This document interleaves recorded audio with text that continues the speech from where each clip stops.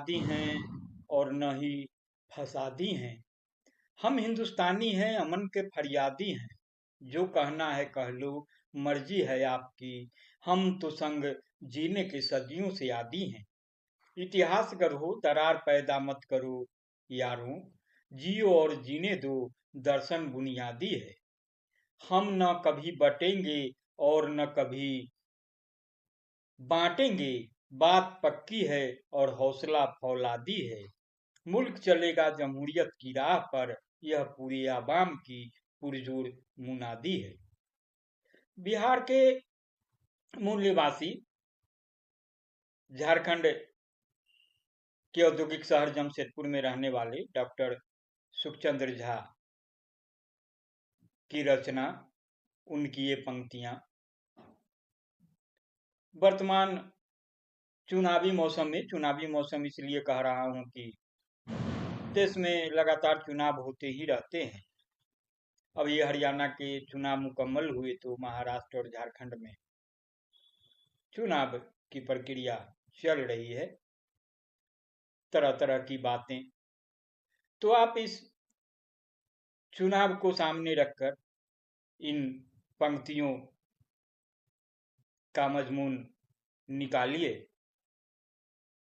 Fill वक्त मैं आपको ले चलता हूं झारखंड, और वहां जो चुनाव को लेकर हालात बन रहे हैं, जो तस्वीर सामने आ रही है, उसका विश्लेषण रखेंगे। विश्लेषण किया है डॉक्टर राम कविंद्र ने। डॉक्टर राम कविंद्र समकालीन चिंतन के संपादक हैं।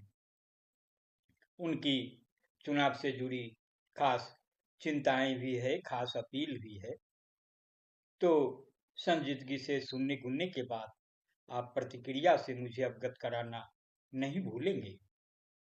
लाइक भी करेंगे, शेयर भी करेंगे। लोकसभा और हरियाणा विधानसभा चुनाव के अनुभव और झारखंड विधानसभा चुनाव की यह दूसरी कड़ी है।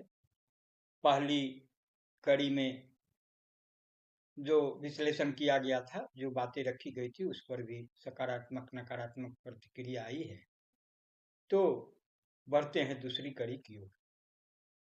पिछले लोकसभा चुनाव में हार के बाद भाजपा और प्रधानमंत्री नरेंद्र मोदी की प्रतिष्ठा को काफी आघात पहुंचा था और पूंजीवादी विपक्ष और जनता के बीच उत्साह का संचार हुआ था। इसी का नतीजा था कि आरएसएस और भाजपा के अंदरूनी कलह भी सतह पर आने लगे थे। इससे यह अंदाजा लगाया जाने लगा था कि कम से कम मोदी नेतृत्व के दिन लद गए हैं। दूसरी तरफ मोदी शाह की जोड़ी किसी भी कीमत पर सत्ता पर अपनी पकड़ बनाए रखने के मूड में आ चुकी थी।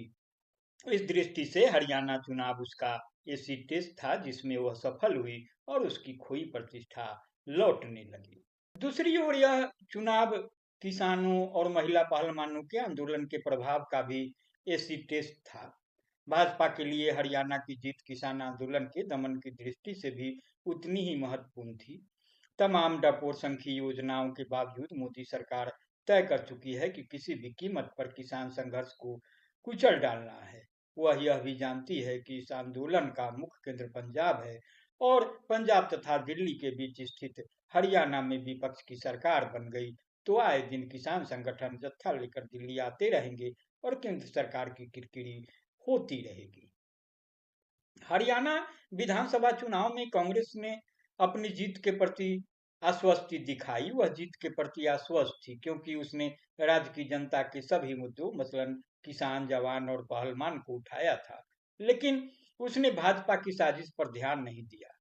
साथ ही उसने अपनी पार्टी की गुटबाजी को समय रहते हल नहीं किया और अंततः आम आदमी पार्टी, बसपा और आजाद समाज पार्टी के प्रतिघात का भी शिकार हुई।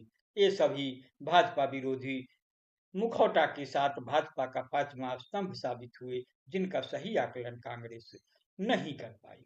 आश्चर्य की बात है कि जो पत्रकार चुनाव के दौर में भाजपा के खिलाफ व्यापक जनाक्रोश की बात करते थे, वे नतीजे आने के बाद रातों रात बदल गए और कांग्रेस की अंदरूनी कमजोरी, आरएसएस के जमीनी प्रचार की ताकत और जाट विरोधी वोटों के ध्रुवीकरण का राग अलापने लगे। यह चकित कर देने वाली बात थी। इन सब के बीच कांग्रेस ने इन नतीजों को मानने से इनकार कर दिया है। देश के चुनावी इतिहास में संभवतः पहली बार ऐसा हुआ है कि सबसे बड़े विपक्षी दल ने चुनाव परिणाम को मानने से इनकार किया है। इसका संदेश सिर्फ इतना है कि देश की पूंजीवादी राजनीति संकट के दलदल में एक कदम और आगे बढ़ गई है। वह बांग्लादेश की दिशा में अग्रसर है। कांग्रेस का आरोप इस तकनीकी बिंदु पर है कि कई ईवीएम 99% चार्ज कैसे थे। ऐसे ईवीएम की गिनती में भाजपा जीती है। जो ईवीएम 60-70% चार्ज थे, उनकी गिनती में कांग्रेस जीती है और इस प्रक्रिया से कम 20 सीटें प्रभावित हुई है। यह मामले का एक पहलू है।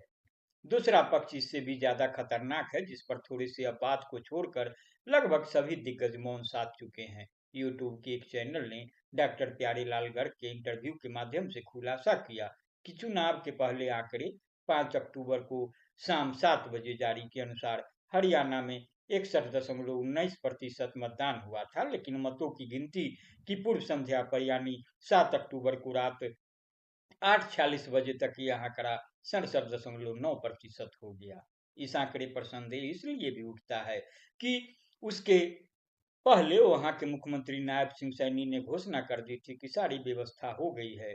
सवाल यही है कि क्या उनकी व्यवस्था में यह हेराफेरी भी शामिल थी। डॉक्टर गर्ग के अनुसार इस हेराफेरी में लगभग 14 लाख वोट बढ़े हैं।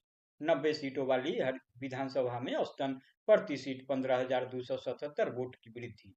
उनका यह भी मानना है कि हरियाणा चुनाव में लगभग 50 सीटों पर हार जीत का अंतर 15,000 से कम है और इस प्रकार इस हेराफेरी से 50 सीटों के नतीजे प्रभावित हुए हैं। ये आंकड़े जनमानस को झकझोर देने के लिए काफी है। फिर भी जनता के बीच उठ रहे इस गंभीर सवाल पर सरकार, मीडिया, चुनाव आयोग और सुप्रीम कोर्ट मौन है। दूसरी बात यह भी, कंप्यूटर के दौर में आयोग को मतों का अंतिम आंकड़ा जारी करने की छूट कब तक मिलनी चाहिए।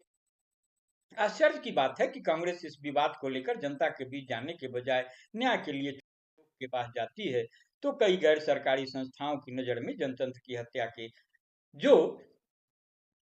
कई गैर सरकारी संस्थाओं की नजर में जनतंत्र की हत्या के अपराध में शामिल है। इस स्थिति में यह विचार करना अप्रासंगिक नहीं होगा कि जनतांत्रिक संस्थाओं के विरोध की अवहेलना करने की ताकत भाजपा आरएसएस के पास कहां से आती है। उसकी ताकत का सबसे बड़ा स्रोत बड़े पूंजीपतियों और उनके विदेशी आकाओं के समर्थन में है। दूसरा स्रोत जनता के सामने निष्पक्षता का मुखौटा पहने संवैधानिक संस्थाओं का सत्ता के सामने समर्पण और तीसरा स्रोत धर्म और जाति के बारे में जनता की पिछड़ी और कुछ हद तक गैर जनतांत्रिक चेतना में है। संसदीय विपक्ष की कोई भी पार्टी पहले स्रोत पर हमला नहीं कर पाएगी और संवैधानिक संस्थाओं को जिम्मेदार बनाने के लिए उनका सत्ता में आना जरूरी है। तब एक ही रास्ता बचता है कि जनता की चेतना को सही अर्थ में धर्मनिरपेक्ष और जनतांत्रिक बनाया जाए। निश्चय ही यह काम जन आंदोलन के बिना पूरा नहीं हो सकता। यह तो बात की बात है। फिलहाल देखने की बात है कि झारखंड और महाराष्ट्र में क्या यह खेल सफल होगा या विपक्ष और जनता अपने सजग प्रयास से इसे विफल करेंगे। बेहतर होगा कि इसी के आलोक में हम झारखंड का विश्लेषण करें। तो ये रही दूसरी किस्त। तीसरी किस्त के साथ भी जल्द हाजिर होऊंगा। तब तक के लिए नमस्कार।